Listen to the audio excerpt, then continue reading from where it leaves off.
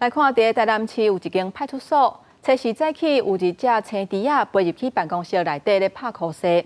警方伫咧社群网站查到这只鸟仔的主人，伊找这只鸟仔已经找1个月啊。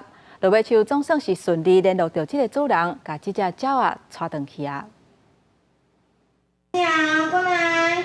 这只细细只正古锥的青猪仔，徛伫天棚电风的枫叶仔顶头，主人一直甲伊看，伊拢无叮当。这只跑无去的鸟仔，随时早起家己飞入去派出所，主人接到通知，要来甲伊带回去。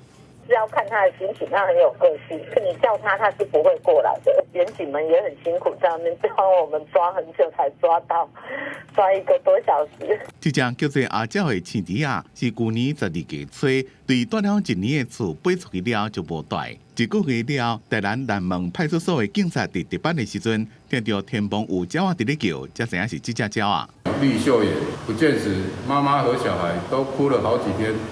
得知派出所员警寻回的消息后，全家都破涕为笑。鸟园的头家讲，青猪仔若飞无去，要找大机会无大。伊敢会认厝安尼？敢会？认厝哦，真歹讲呢。安尼哦。一般青猪仔是拢飞着无当了。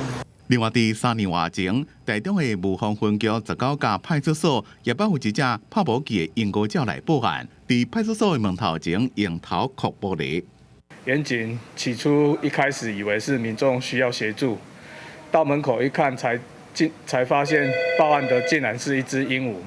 这只鹦鹉鸟的脚有绑卡链仔，卡链仔顶头还佫连着一支锁匙。警方联络里长也伫网络打文，要有找到主人。这只鹦鹉里面好像住了一个人逃家那么久，迷路想回家还懂得飞来派出所找警察帮忙。这2只有灵性的鸟仔拍无去了，拢家己飞到派出所，警察也正热心上网搜寻，发现有主人通报斗相共找鸟仔，就通知主人来甲因兜的鸟仔带回去。